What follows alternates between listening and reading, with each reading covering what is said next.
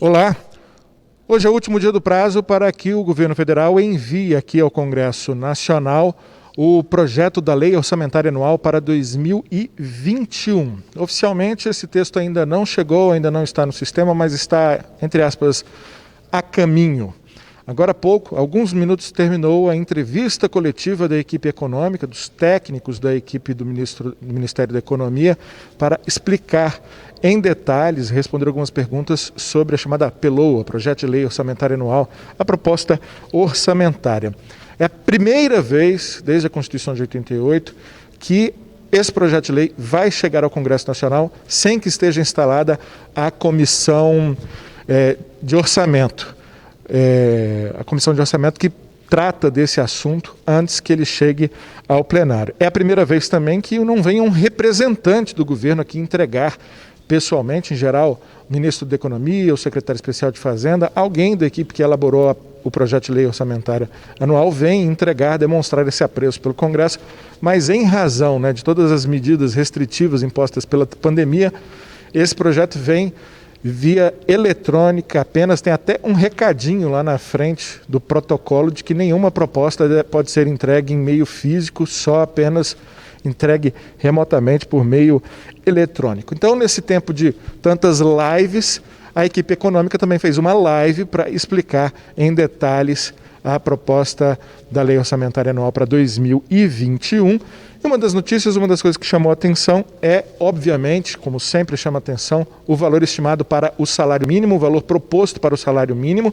Ele deve aumentar, se a proposta for aprovada, de R$ 1.045, como é hoje, para R$ 1.067.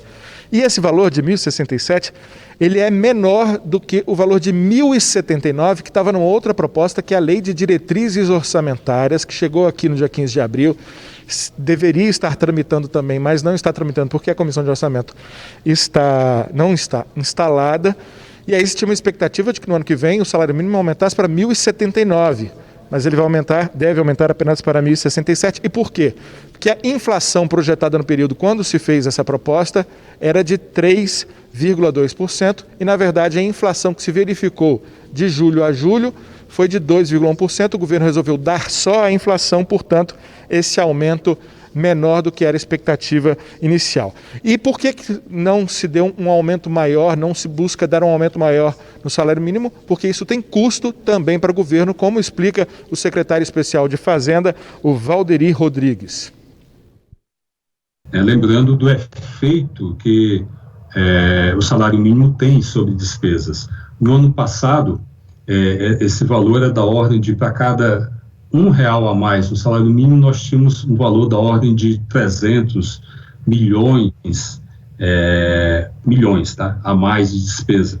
Então, se tivermos um aumento além do que foi colocado, o valor que está no PLOA, 1.067, nós teremos que ter uma redução em outra despesa para atendimento ao teto de gastos.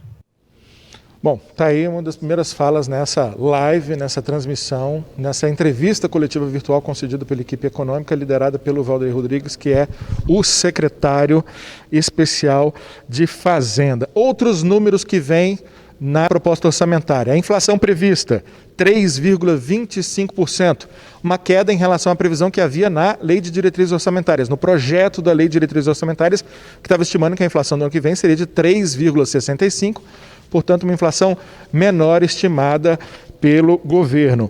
O crescimento do PIB, o crescimento da economia brasileira, 3,2%. Parece um crescimento bom, afinal de contas, a gente está ano após ano aí tendo crescimento pífio ou despencando em recessão. O problema é que nós já temos para esse ano projetado uma diminuição do nosso PIB, uma diminuição da economia acima de 5%. Portanto, esse crescimento de 3,2% não vai servir nem para recuperar o que nós devemos cair esse ano, em razão especialmente dos efeitos econômicos da pandemia. Déficit fiscal, resultado primário, as despesas, as receitas menos as despesas, um déficit de 237 bilhões de reais.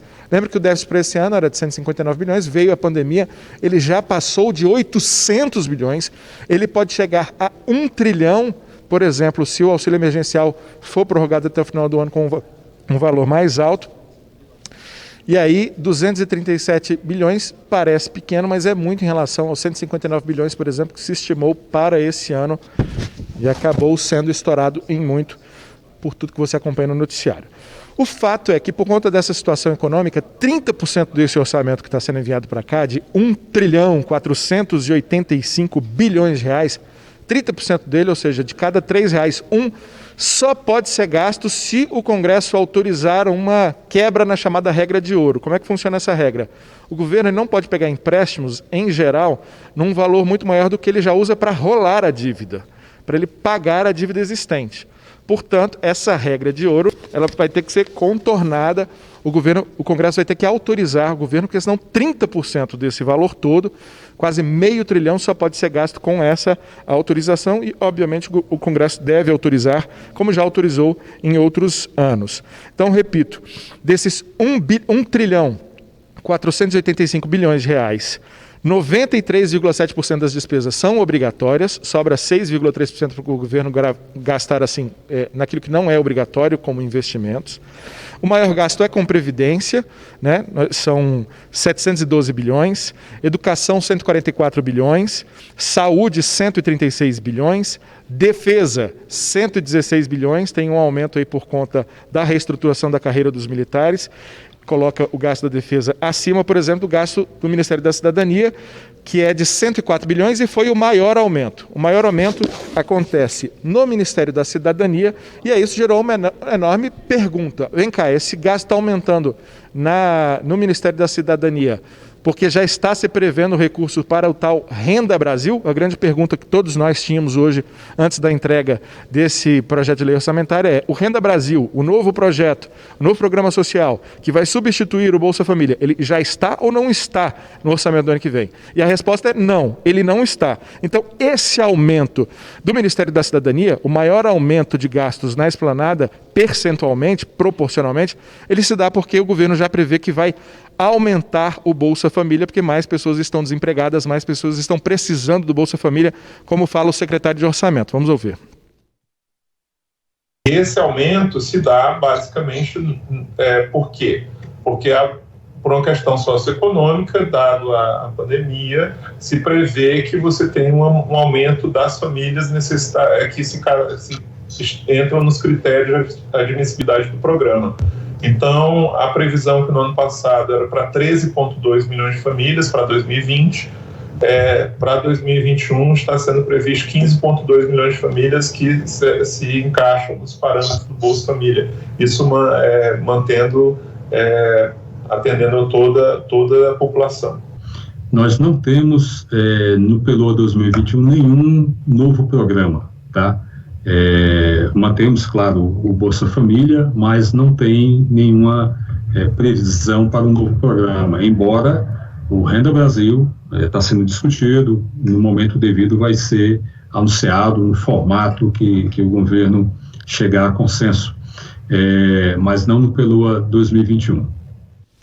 Bom, então tá aí, o Renda Brasil ainda não entrou no orçamento, pode entrar ainda na fase de discussão, na tramitação.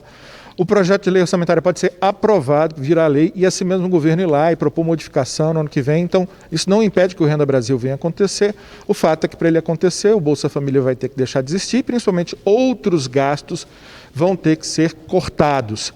Porque, segundo a equipe econômica, o compromisso real mesmo é de você não ter aumento nos gastos, não ter furo no teto, porque o teto de gastos é o principal dever de casa. O dever de casa é ajuste fiscal, transparência, atendimento a teto de gastos e não descuidar do fiscal. Mesmo um reforço na política social terá que vir acompanhado de uma robustez, um atendimento ao fiscal. O social não vive sem o fiscal. Bom, como nós dissemos, o maior gasto orçamentário continua sendo benefícios de previdência, e tirando os benefícios de previdência, que são vários, né, a aposentadoria o principal deles, o benefício de prestação continuada e vários outros, o segundo maior gasto, digamos assim, o maior orçamento da esplanada é o do Ministério da Educação, orçamento que já foi impactado pela nova decisão do Fundeb, né, uma emenda constitucional 108, aprovada por quase unanimidade na Câmara, aprovada por unanimidade no Senado, já promulgada e que teve que ser considerada, obviamente, na proposta de lei orçamentária e que se reflete num aumento das transferências do governo federal, da complementação que o governo federal faz para os estados e municípios. O secretário Valderi Rodrigues fala também sobre isso. O total da despesa é 19,604 bilhões, né?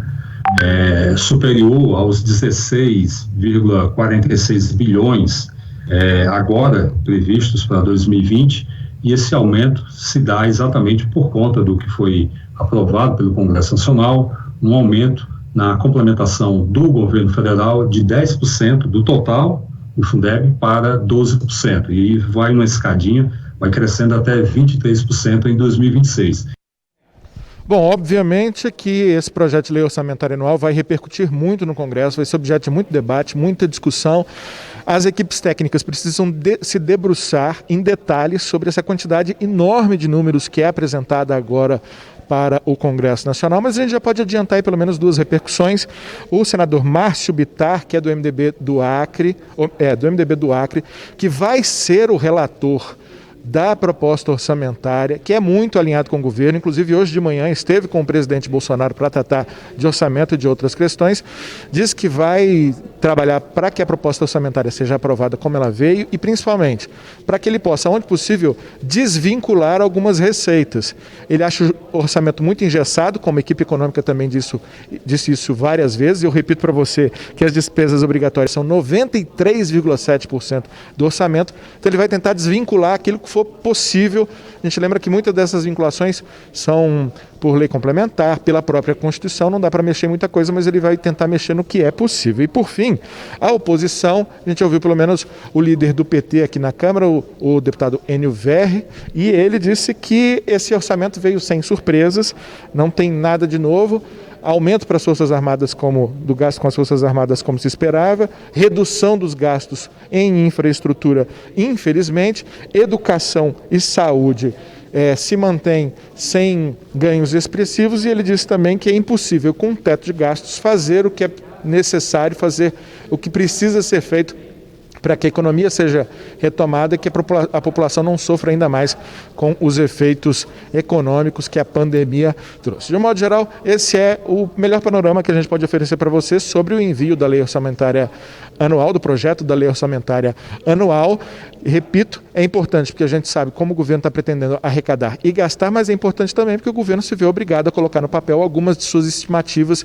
Se ele está mostrando otimismo ou pessimismo com a situação econômica, a gente pode dizer que está ali meio empatado, que o governo vê com otimismo, por exemplo, segurar os gastos públicos, e vê que terá ainda alguns impactos negativos ou não tão positivos quanto necessários no que diz respeito à retomada da economia. Durante os próximos dias você vai acompanhar a cobertura completa desse e dos outros assuntos em debate, em discussão e em votação aqui na Câmara dos Deputados. Até mais.